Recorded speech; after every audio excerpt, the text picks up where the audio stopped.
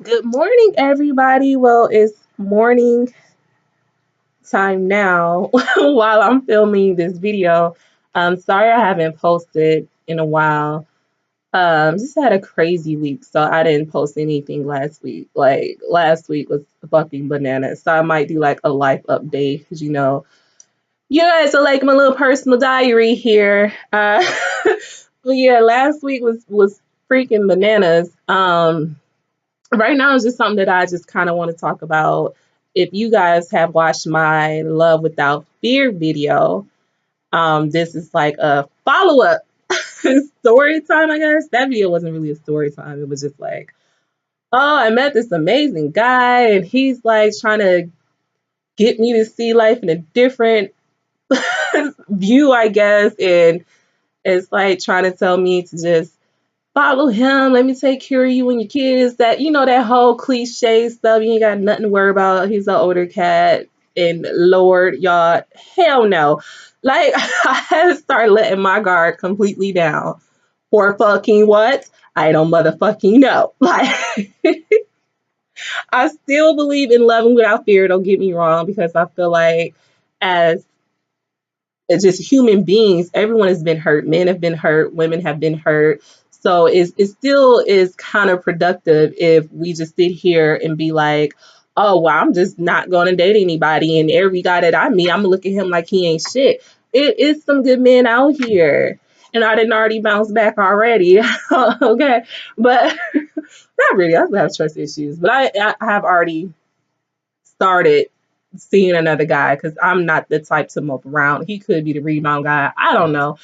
But I don't believe in just sitting there and just feeling, oh, this whole woe is me. Like, get dressed, get cute, get your girlfriends, and y'all go out and y'all have a damn good time and be like, fuck these niggas. If these niggas know you wrong, flat the fuck out.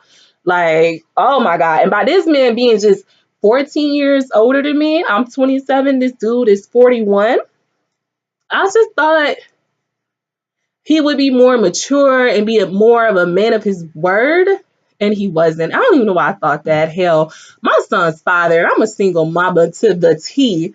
And this man is 11 years older than me. And he is, I did a story time about him. Check that. It's the deadbeat. He is just the fucking worst. Um, anyways, back to what had happened, y'all. This is what had happened. Uh I think I mentioned I might do a video about moving. I live in Detroit, but I used to live in Ohio because that's where I went to college. So most of my friends are still there. I don't really have a lot of Detroit friends anymore. So and then plus it's just Detroit is just so crazy. Like you turn on the news and you're kind of desensitized to a lot of stuff. Like with me, when I see people getting killed, it's still sad as fucked up, but like that's the reality of the city that I call home.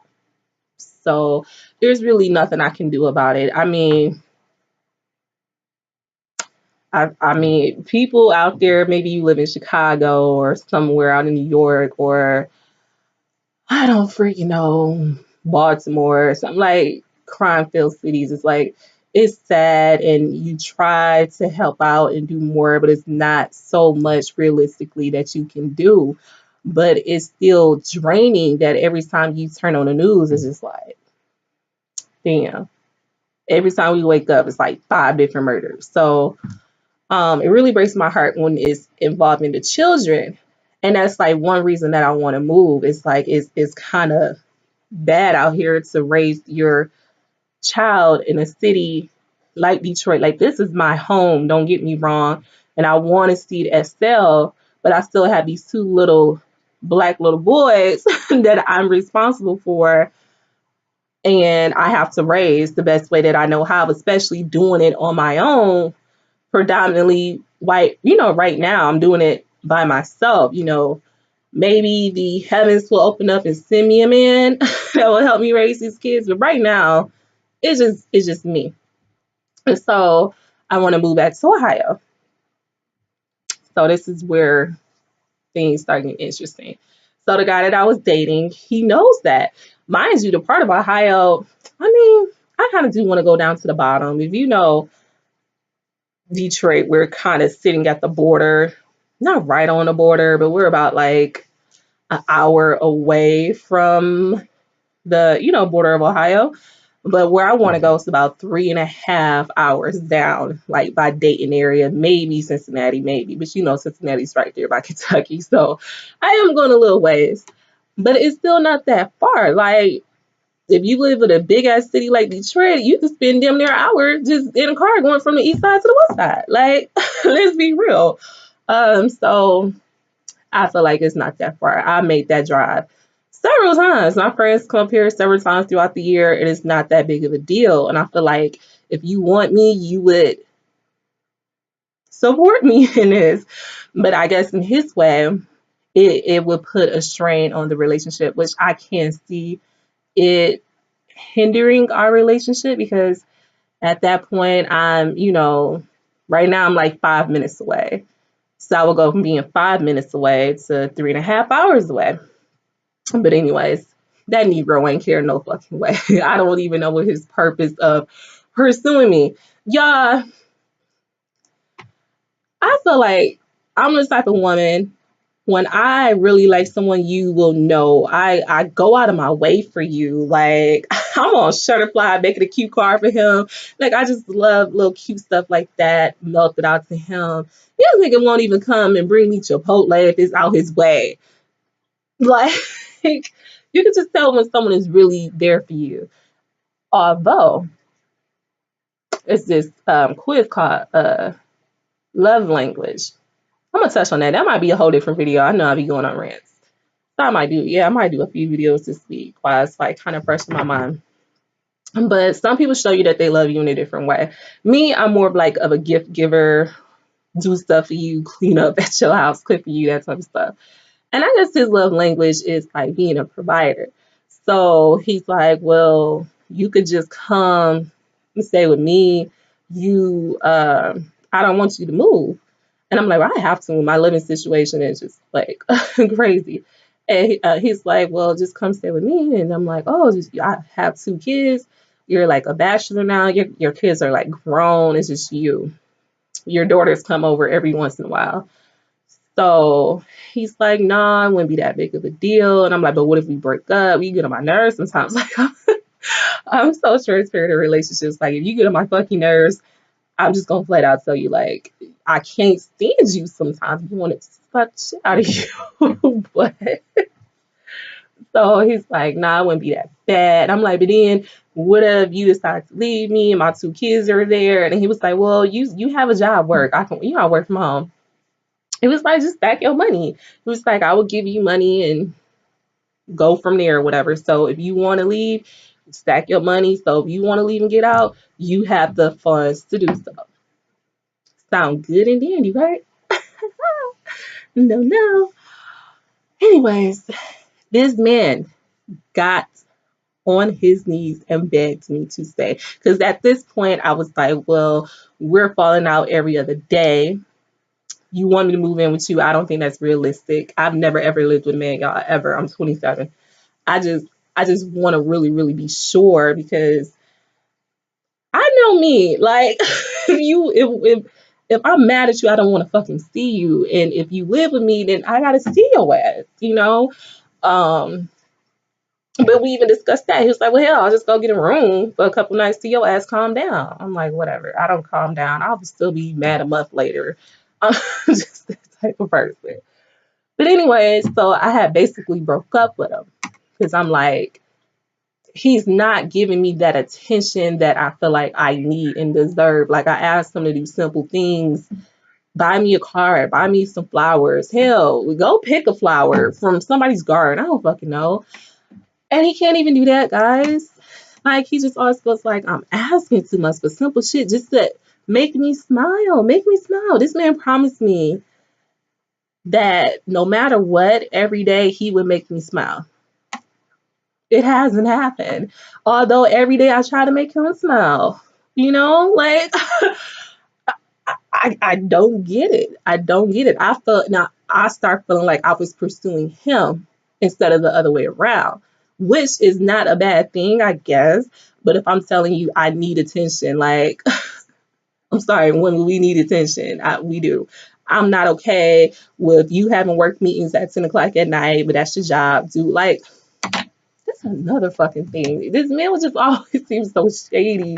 I don't know who has work meetings at 9 to 10 o'clock at night. Like, I worked in corporate America too, my nigga. Like, and we was not having that shit. We needed to meet after work. We'll try to do it like right after work. Like, look, what's good? I gotta go get the kids.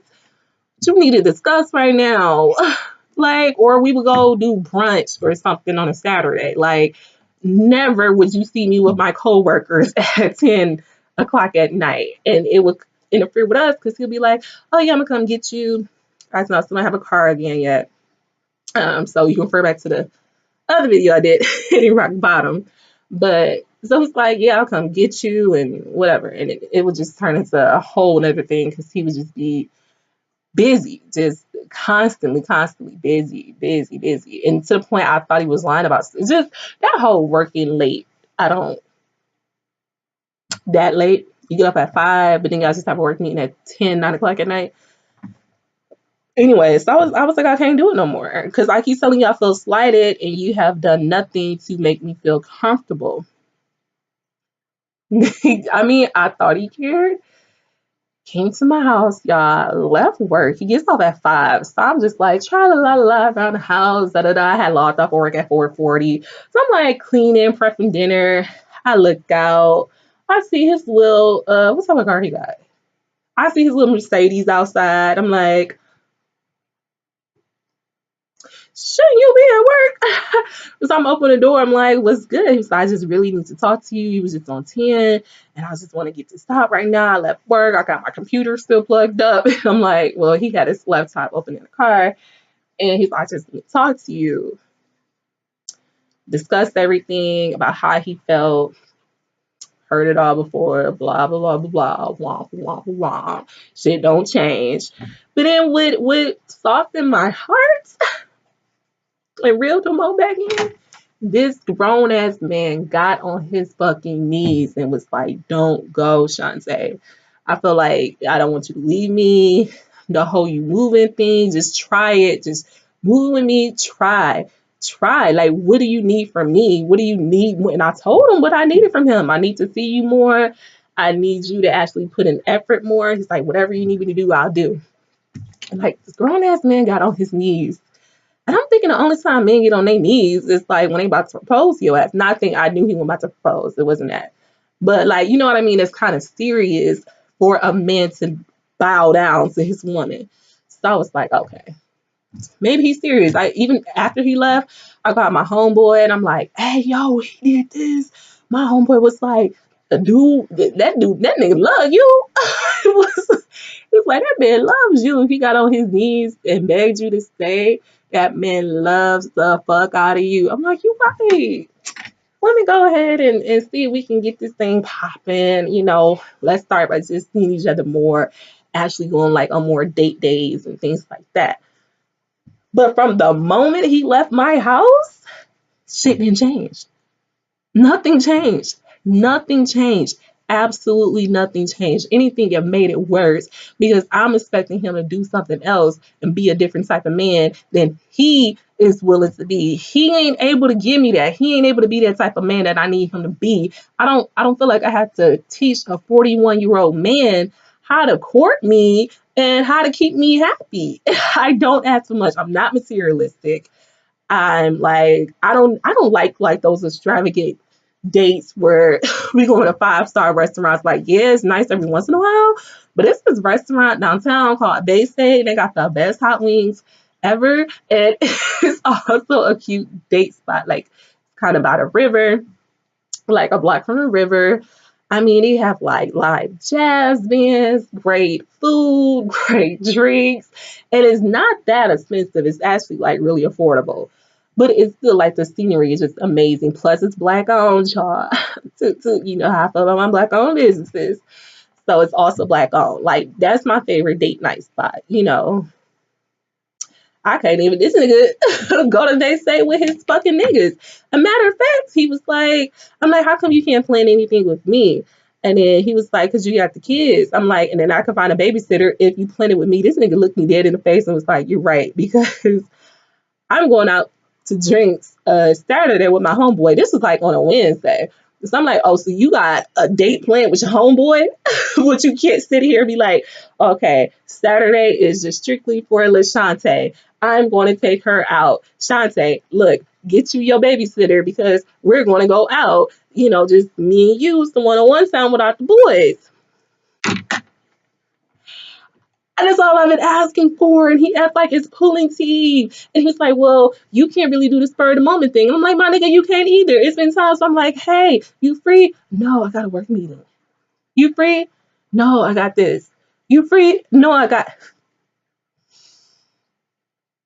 Just always excuses, excuses, excuses, and more excuses from a grown ass man. Well, that's my cue to log into work. That was my little rant for today, but I gotta get back to this paper. Peace, God.